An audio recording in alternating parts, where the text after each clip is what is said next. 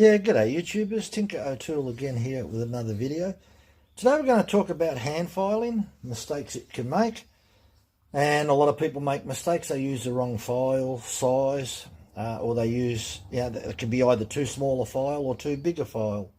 So on a standard 3/8 chain we use a 5.2mm file, which is 13/64, or you can use a 5.5mm file, which is a 732. A lot of people use a 5.5mm file at the beginning when the chain is brand new, and they swap to a 5.2mm file. Nothing wrong with doing that. Now, one thing about hand filing, you're supposed to keep, no, not supposed to, you are meant to keep the file, the top of the file, about 20% above the tooth, approximately that figure.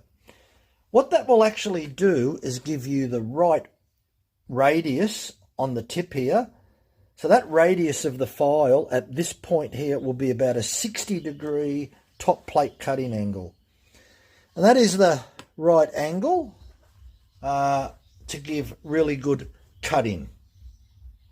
But if you file and you have the file too low down into the gullet, then this angle can develop what we call too much hook.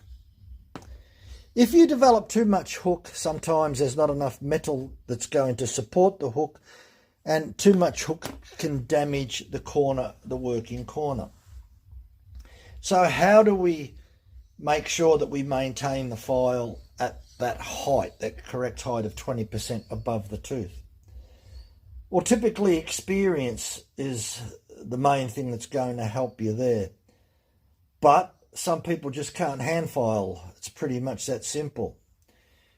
If you're one of those people that your hand filing deteriorates as the tooth gets filed, then you're probably much better off getting a file guide like this. File guide is a simple device. We'll just undo it, where you slide the file into the bottom of it, tighten the screw up, and that's going to hold the file exactly. This part's going to slide on top of the tooth and it's going to hold it exactly in the right position. You've also got your 30-degree marks. As you can see, this is a 5.2mm file in diameter, or 13/64. It will keep the file exactly at the right position. You can even go one step further. They still develop this little cradle that fits over, and it eliminates that 30-degree error. But yeah, look, I just thought I'd try it, but it's not something that I'd sort of use. This is something that I keep around the bench, and if I don't get the correct geometry, then yeah. What I'll do, we'll just have a look at the picture in the top left-hand corner. This is what your tooth should look like. The right amount of hook, where the file is sitting 20% above the top of the tooth. And even if you're using a grinder, you can, people run into all sorts of problems there. They don't dress the stone at the right angle, or they have the wheel too deep into the gullet. So you need to avoid filing into the gullet. The gullet's this flat part here. So typically the tooth is designed that the height from the bottom to the top is around, just over 4mm in diameter. So when you put your file in here and the 20% of the file sticks above, your file will probably come down to about where my fingernail is.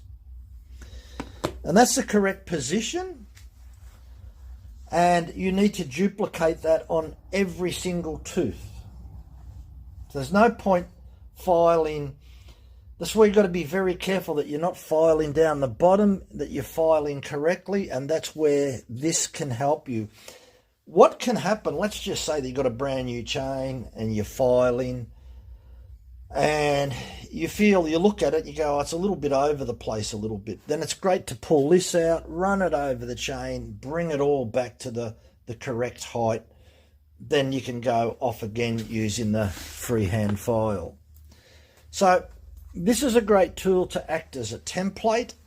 If you're not sure, you can always use it to check. They don't cost that much. They'll last forever, and you'll just use it to check your filing. So I highly recommend those, and even to myself. Look, I can file reasonably good. I wouldn't call myself an expert at filing, but certainly that is good to check to make sure that you are in the right area, that the file is sitting the 20% above. And as I said, make sure you're using the right file. If you've got a 3/8 lobe profile, you're going to use a 4mm file or 532. If you're using 0.325, you'll use a 4.8mm file. If you're using 404 chain, you use a 5.5mm file. So just make sure that you're using the right files and everything will be okay. So the next part, we'll just have a look at a chain and we'll check the angle and make sure that everything's okay. So that's what it looks like. That is using the file guide. Now that's a beautiful tooth. You could have slightly a little bit more hook if you're hand filing, but that is actually, that's done with the Stihl file guide. So that's it, that's what it looks like. Really happy with that. And if we're to put that into the, we can actually check this top plate cutting angle. And especially right on the tip there, it should be around 60 degrees, give or take a little bit. And that's what you need to achieve something like that. You certainly don't want any more hook than that. Stihl chain, this is not a Stihl chain, by the way, this is another type of chain. But with the Stihl chain, it's actually quite thick, the actual tooth itself. So you've got plenty of metal support underneath. So when we talk about metal support, we're talking about underneath here, the thickness of the side plate and the thickness of the top plate.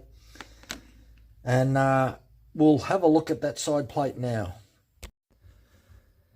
Well, that's the tooth. Now what we're going to do is put the Stihl raker gauge over the top and check that angle. So hopefully we can see that. Now there it is there. And the tip is, to me, close enough. We'll see if we can get a little bit closer to see whether you can see that. A little bit difficult to see in the light, but let's see whether we can see it here any better. Very hard to get this angle. There it is there. Very, very close. There, look at that. We're only talking about the first, look, the first millimetre. It's close enough to 60 degrees. So, yeah, that's all we're interested in this point, this part just here, because as we turn around in an arc, the actual angle will be different. So that's pretty good. So if your filing tends to drop off or you're not happy with it and it doesn't look like this, because this is done on the Stihl file guide, and that's as good as it's going to get. So yeah, look, I'm really happy with that. There's another little thing that I've got here. I'll see whether you can see it. We'll just maybe zoom out a little bit. It's this little tool that I made. And if I sit that on a tooth, that's going to show me if my file's also sitting in the right position. So if I put that like that, and I put this little plate on top, I've got to get in the right spot here. I'm not in the right spot. So that's sitting like that.